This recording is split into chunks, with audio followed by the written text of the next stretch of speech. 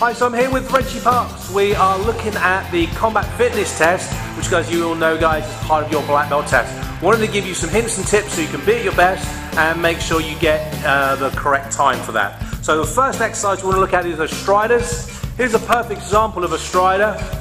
Feet are going forwards and backwards, arms are shoulder high. Here's some of the things that we see that make the striders not count for you.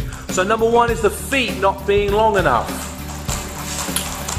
Number two would be a poor posture. Maybe the head's going forwards, maybe we're kind of moving up and down. All of this wastes energy and doesn't get the exercise counted for you. And then lastly is the feet crossing over, so you're about to fall over.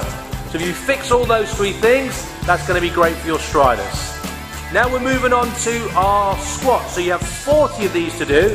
A perfect squat would be where you're bending down, touching the outside of your ankles, back is staying straight, and you're posturing up. A poor squat, where you wouldn't get counted for, would be bending at the waist, just touching the ankles like so.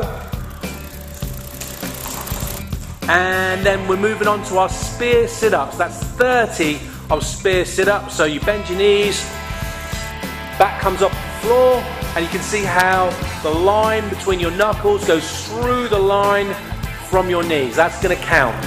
Here's why they don't count, is that maybe your shoulders aren't straight when you go up.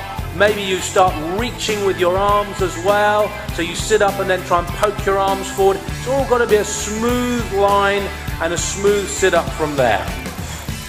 Next exercise is press-ups. There's 20 of these to do. You're going to do them to 2 upturned pads. So you're looking for the V of your uniform to touch those pads. That's the pressure that we need to feel for them to count. And here's why they don't count. Maybe you dipped your shoulder down to try and get that shoulder side down first. That's definitely not going to count.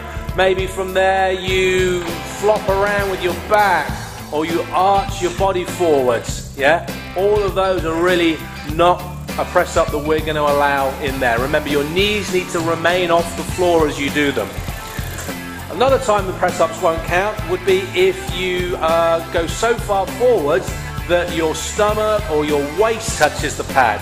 There's downward pressure there, but that's not in the right spot. So those aren't definitely going to count. And lastly, you have your 10 squat thrust reaches. So being the end of the exercise, this is really where you want to power on through.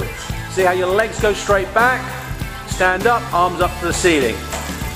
To avoid pressure on your wrists, what you want to make sure you do is put them on the floor first, then go back. We don't want any body poppers where you're trying to throw your legs back and put your hands down at the same time. Secondly also is your legs. They need to go back, not wide like Mr. Frog.